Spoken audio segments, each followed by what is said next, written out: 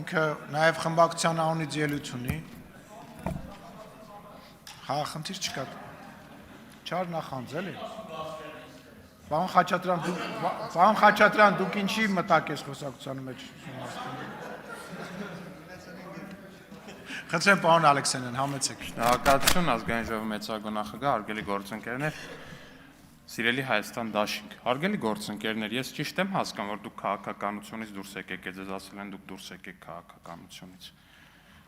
Խեմ ես հարց տալիս, որտեվ իմ մոտ այդպես տպավորություն է առնվազն, որ դուք քաղաքականությունից դուրս եք եկել, ձեզ հրահանգել են, ասել են դուք դուրս եկեք քաղաքականությունից, հիմա քաղաքականությամբ զբաղվում է ռուս օլիգարխիկ կուսակցությունը,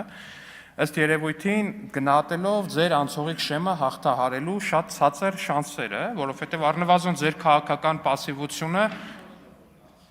տեղից մի ընդհատեք։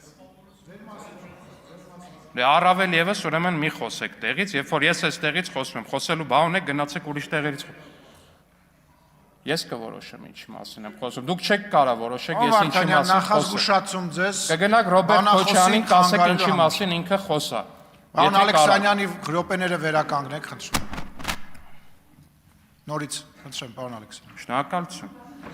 Հարգելի գործընկերներ, իմ մոտ տպավորություն դուք դուրս եք եկել քաղաքականությունից։ Եթե դուք դուրս չեք եկել քաղաքականությունից, ասեք դրա մասին մենք իմանանք, որովհետև ակնհայտ է, որ անցողիկ շեմը հաղթահարելու ձեր շանսերը շատ ցածր են, ամբողջ տրամաբանությունը հուշում է, որ ձեզ ասել են դուք քաղաքականությունից դուրս եկեք, մի խոսեք, մի երևացեք, դուք ընդդիմադիր դաշտի ռեյտինգն եք իջացնում, ձեր փոխարեն հիմա ձեր մյուս թևը պետք է զբաղվի քաղաքականությամբ ռուս օլիգարխի կուսակցությունը, ռուսական օլիգարխի կուսակցություն։ Եթե այդպես է, ասեք իմանանք, եթե այդպես չի, էլի ասեք իմանանք, բայց բոլոր փաստերը առնվազն տանում են նրան, որ այդպես է եղել, այդպիսի որոշում է կայացվել, ձեզ էլ ասվել է, դե դուք էլ կատարող մարդիկ չեք կարող չկատարել։ Շնորհակալություն։